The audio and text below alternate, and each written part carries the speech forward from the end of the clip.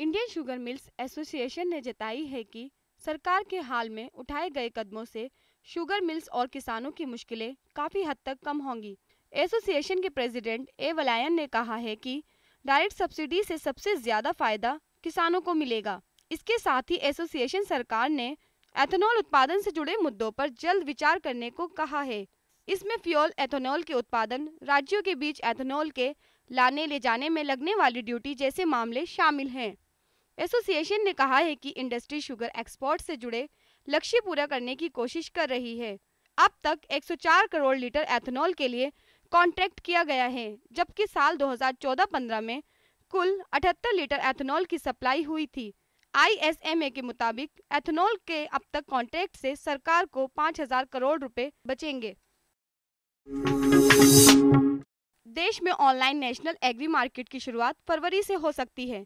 केंद्रीय कृषि मंत्री राधा मोहन से इसके संकेत दिए हैं। राधा मोहन सिंह का कहना है कि सबसे पहले तेलंगाना, महाराष्ट्र, कर्नाटक और गुजरात की 200 थोक मंडियों को ऑनलाइन किया जाएगा।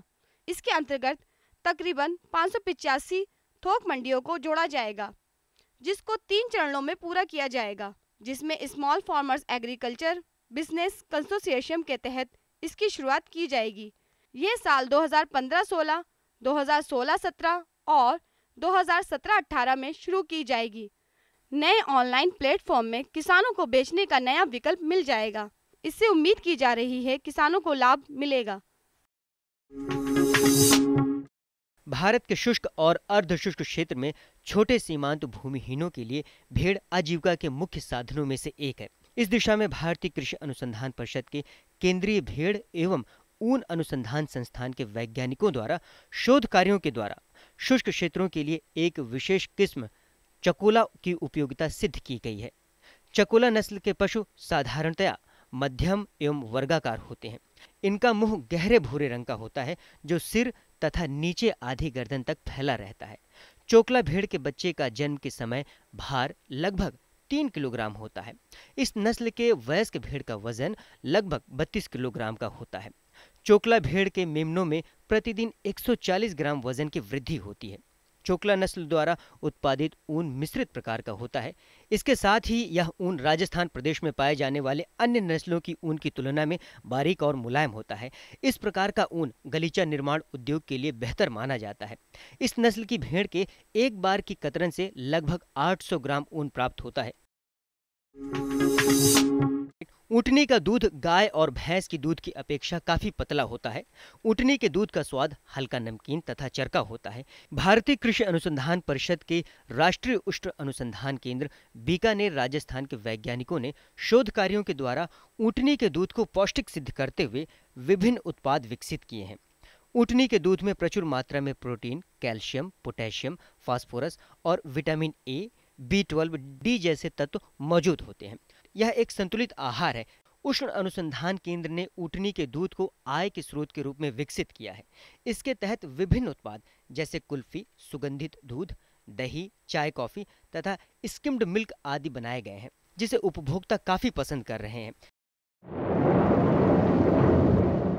नवंबर 25-27, 2015 तक अंडमान और निकोबार द्वीप समूह में अनेक स्थानों पर तथा सुदूर दक्षिण प्रायद्वीप भारत में कुछ स्थानों पर वर्षा या गरज के साथ बौछार पड़ सकती है।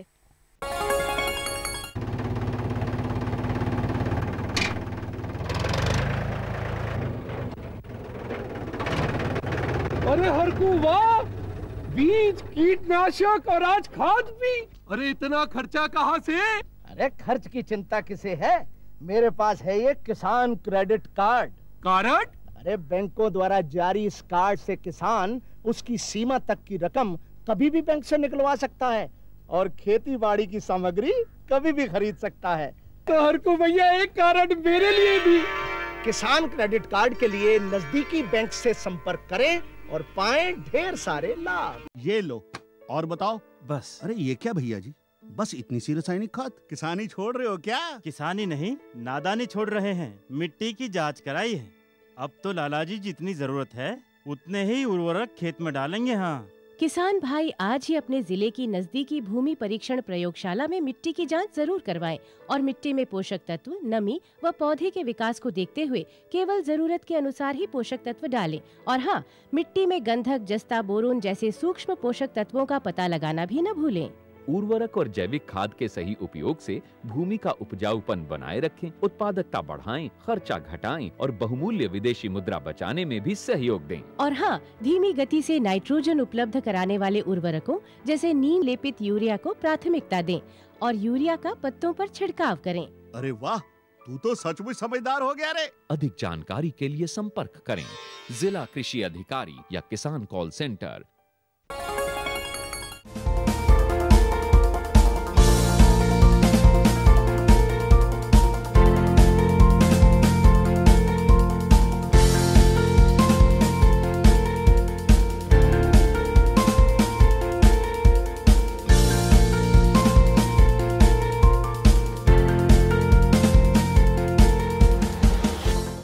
सॉइल हेल्थ कार्ड के बारे में भी हम किसानों से अपील करना चाहेंगे कि वो अपनी मिट्टी की जांच कराने के लिए अपने ब्लॉक में जाएं और वहां पर जो कृषि विभाग के अधिकारी हैं उनसे बातचीत करके और अपनी मिट्टी की जांच कराएं और फिर जो जांच में निकलता है, जिस चीज़ की कमी निकलती है, वो पोषक उतनी मिकदार में डालें, उतनी मात्रा में डालें जितना की संस्तुति की गई, ज़्यादा ना डालें। बहुत ज़्यादा यूरिया डालते हैं, उससे पोल्यूशन भी होता है, पैसा भी बर्बाद होता है, तो उससे बचें।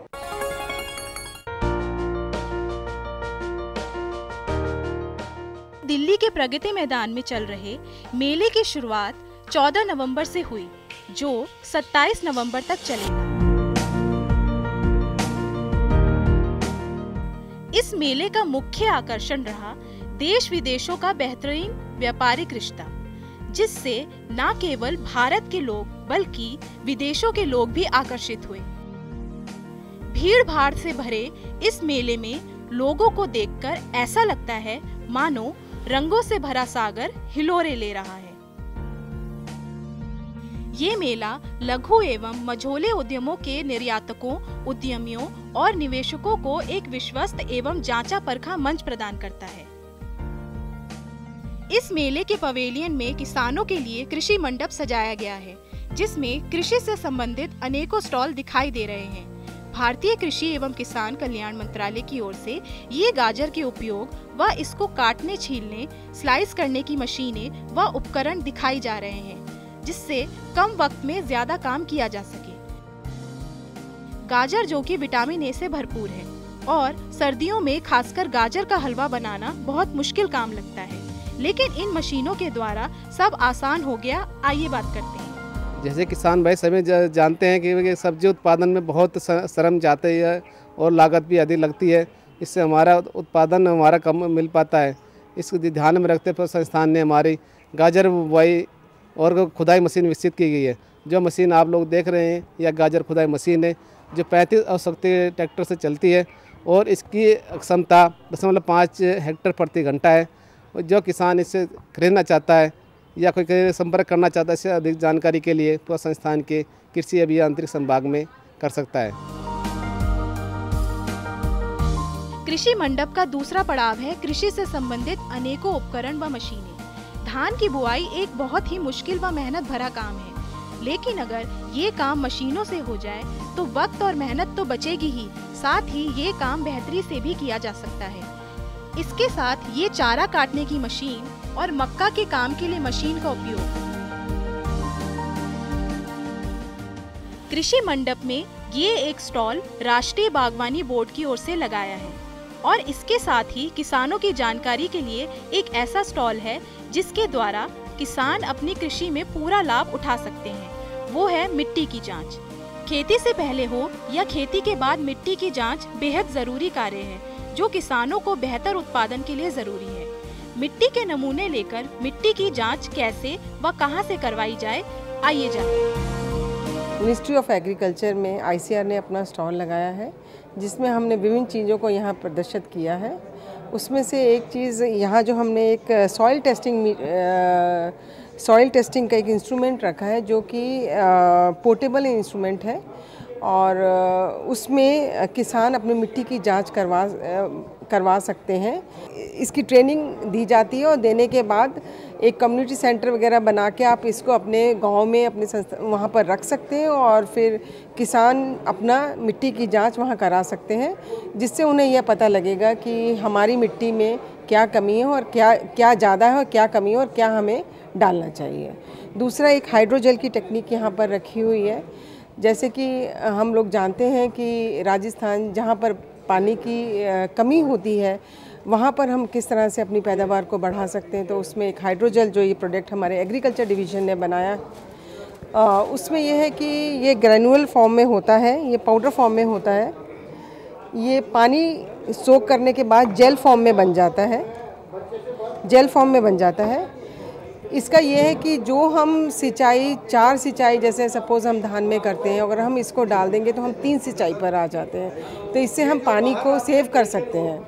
और इसका मेन पर्पस ये है कि इसकी रूट्स जो हैं वो पानी को एब्जॉर्ब कर लेगी और धीरे धीरे उस पानी को पौधे को रिलीज़ करेंगी, जिससे कि हमारे पौधा भी सुरक्षित रहेगा, स्ट्रेंथ अच्छी होगी और हम पानी की कमी जहाँ होती है वहाँ पर हम वाटर इरिगेशन को कम कर सकते हैं। दूसरा हमने इससे रिलेटिव वेम रखा है जो कि एक खाद है, बायो फर्टिलाइज़र्स हैं कुछ, वो भी यहाँ पर हमने अंतर्राष्ट्रीय मेले में दिखाए हैं। और जो हमारे इनोकुलेंट्स हैं जो हम पैडी वगैरह में इनमें लगाते हैं, उनका भी यहाँ हम किसानों को ज्ञान दे रहे हैं। तो ये सब चीज़ों का यहाँ पर IRI ने प्रदर्शन किया है। इसके अलावा पोस्ट हार्वेस्ट टेक्नोलॉजी डिवीज़न है जिसमें वैल्यू एडिड प्रोडक्ट्स हमारे यहाँ पर दिखाए गए हैं, जो कि हम किसानों को या कुछ एंटरप्रेन्योर्स भी बनाते हैं और किसानों को भी ये समझाते हैं कि अगर आप इस तरह से कुछ चीज़ें इस तरह से हमारी ट्रेनिंग्स वगैरह IRI में लें तो अपने आजीविका का साधन किस तरह से बढ़ा सकते हैं। हाँ, आजकल जैसे ऑर्गेनिक फार्मिंग की बात ज़्यादातर हो रही है, तो हम लोग किसानों को गाइड करते हैं कि बायो फर्टिलाइज़र्स का आप यूज़ कीजिए, उसको चाहे आप बायोगैस की फॉर्म में यूज़ कीजिए, बायोगैस अपने खेत पे लगाई है, वर्मी कंपोस्ट यूज़ कीजिए। और ये जो लिक्विड बायो फर्टिलाइज़र्स ये हमने अलग अलग उनके लिए बनाए हैं, धान के लिए NPK वगैरह बनाया है, बायो फर्टिलाइज़र्स वगैरह, इनका भी हम यूज़ कर सकते हैं, अपने पॉट्स में भी कर सकते हैं और खेतों में भी कर सकते हैं, जो कि किसानों के लिए बहुत लाभदायक होगा। इसके साथ ही बेहद ज़रूरी जानकारी बीजों के बारे में बता रहे हैं। हम लोगों का काम यहाँ है, जो हम लोग नई वैरायटी निकालते हैं हर साल, वो उसकी प्रदर्शनी में लगा करके उसे किसानों तक पहुँचाना, ये हम लोगों का काम है। और इसी कड़ी के अंदर अभी हम लोगों ने ये जो एक वैरायटी निकाली है, इसका जो है HD 3117, ये करीब 48 कुंटल पर हेक्टेयर इसकी पैदावार है और ये 122 दिन में हो जाती है। ये जो है राष्ट्रीय राजधानी क्षेत्र में पछेती बुआई के लिए है। ये जो है जो देर से बुआई करते हैं उसके लिए है। ये 120 से 125 दिन में तैयार हो जाती है। दूसरी एक वैरायटी और अभी हम लोगों ने गेहूं की निकाली है, ये जो है HD 18, ये जो है 150 दिन में तैयार हो जाती है और ये करीब 63 क्विंटल पर हेक्टेयर इसकी पैदावार है। और ये टाइमली सोन, समय से बुआई के लिए ये निकाली गई है। और इसमें जो है कई चीज़ें हैं, इसमें हम लोगों ने इन्वेंशन किया है जिसके अंदर जो है इसके अंदर इंसेक्ट, बैक्टीरिया और इस तरीके से कम लगें, तो ये प्रयास हम लोगों का है। इसी कड़ी में दूसरा हम लोगों ने जैसे धान की नई वैरायटी इस साल निकाली है। ये धान की वैरायटी है 1609, 120 दिन में तैयार हो जाती है और 46 कुंटल पर हेक्टेयर इसकी पैदावार है। ये पश्चिमी उत्तर प्रदेश, राष्ट्रीय राजधानी क्षेत्र, उत्तराखंड, इन सब जगहों पे लगाया जा सकता है। और ये जल्दी पकने वाली जो है ये है। जल्दी पकने से फ़ायदा ये है इसमें कि ये जो है जल्दी जब पकेगी तो इसमें बीमारियां कम लगेंगी, और जो है बीमारियां कम लगेंगी तो जिससे हमारे किसान पे जो है उसके जेब पे जो है भारी नहीं पड़ेगा, उसके जेब से पैसा नहीं खर्चा होगा, तो इसलिए हम लोगों ने ये प्रयास किया होगा।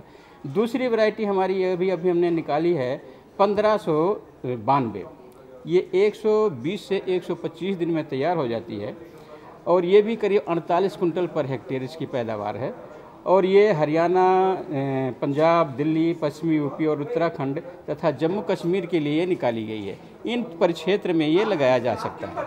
तो ये भी जो है इसमें समय थोड़ा सा कम लगता है। समय कम लगने के दो फ़ायदे हैं। एक फ़ायदा तो ये है कि इसमें जो है कीड़े मकोड़े कम लगते हैं, और दूसरा जो है ये दूसरी फसल के लिए हमारा खेत जो है तैयार हो जाता है।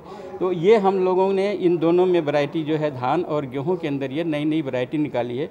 इससे पहले जो पिछले साल हमने निकाली थी गेहूं की एक वैरायटी 30 से 86, वो वैरायटी थी जो है वो भी करीब 55 कुंटल पर हेक्टेयर उसकी पैदावार है और वो भी 125 दिन के अंदर तैयार हो जाती। तो ऐसी फसलों का हम लोग हर साल कुछ यहाँ निकालते रहते हैं, जिससे किसानों को नई नई चीज़ों की जानकारी हो और उनके जो है जेब से कम लगे और पैदावार अच्छी हो तथा कीड़े मकोड़े उसमें ना लगें।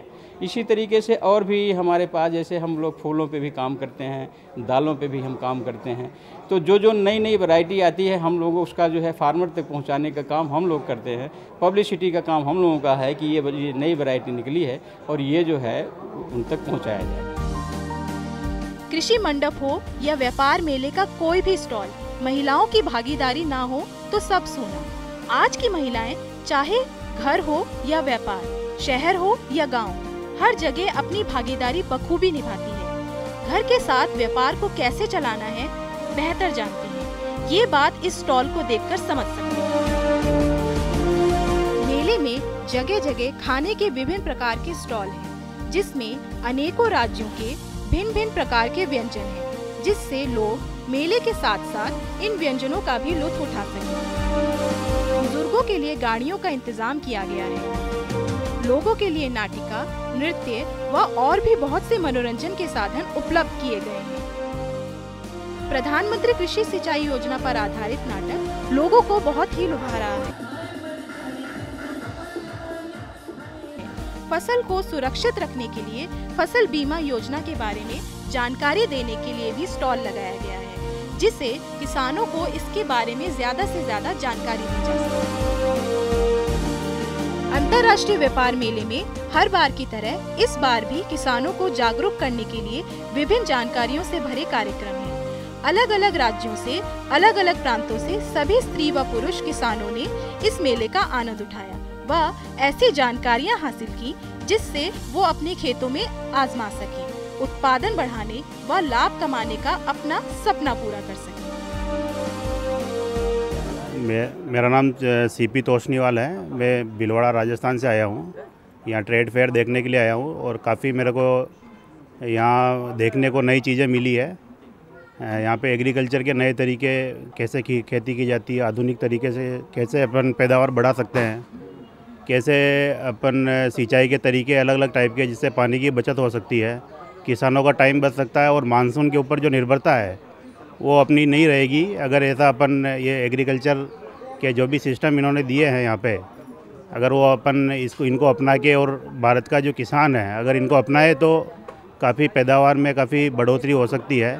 कृषि मंडल में हमने देखा कि हमारे देश में जो भी कमियां हैं वो हमारे कृषि उद्यान वाले जैसे कि किसान भाई लोग हैं हमारे सब काम बहुत अच्छे से कर रहे हैं और हमें हर चीज़ खाने के लिए जैसे उपजाऊ चीज़ें हैं जैसे धान, चावल, गेहूं, पेड़ पौधे सब कुछ बहुत अच्छा लगा। मेरा नाम ओम प्रकाश गौड़ है। मैं उत्तराखंड नैनीताल से।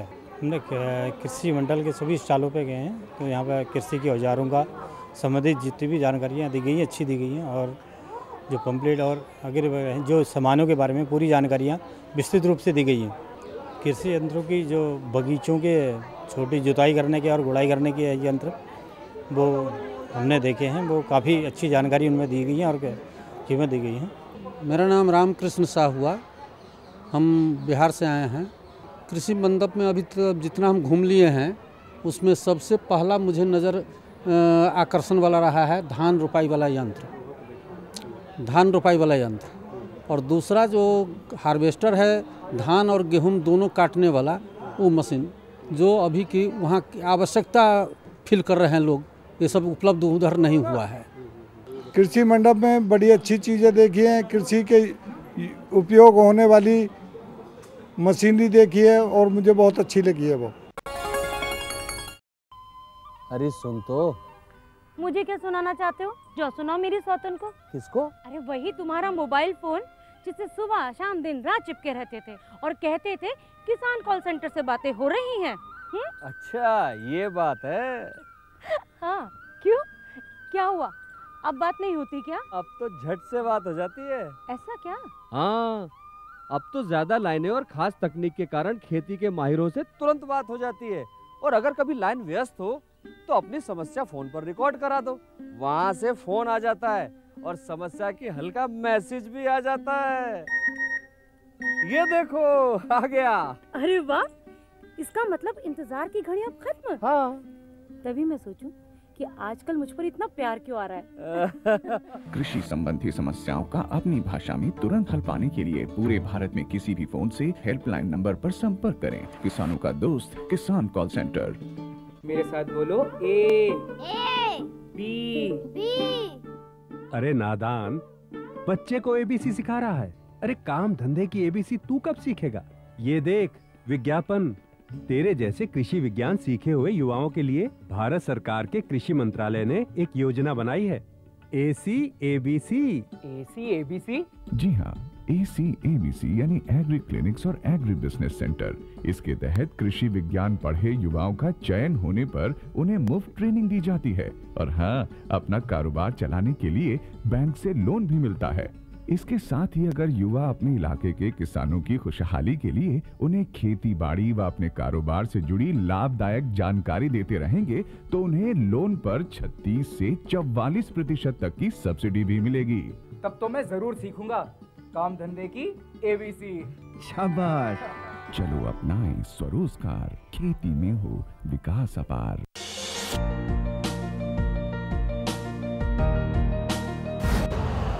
यूरिया का स्वदेशी उत्पादन 70 लाख टन बढ़ाने के लिए 6 उर्वरक संयंत्रों का उद्धार किया जा रहा है। FCIL के गोरखपुर, सिंदरी, तलचर और रामागुंडम संयंत्र, HFCL की बरौनी इकाई और BVFCL की नामरू फोर्थ।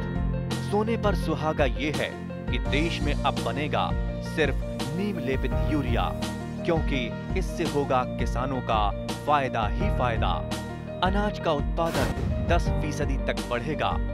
बढ़ेगी 10 से 15% नाइट्रोजन क्षमता।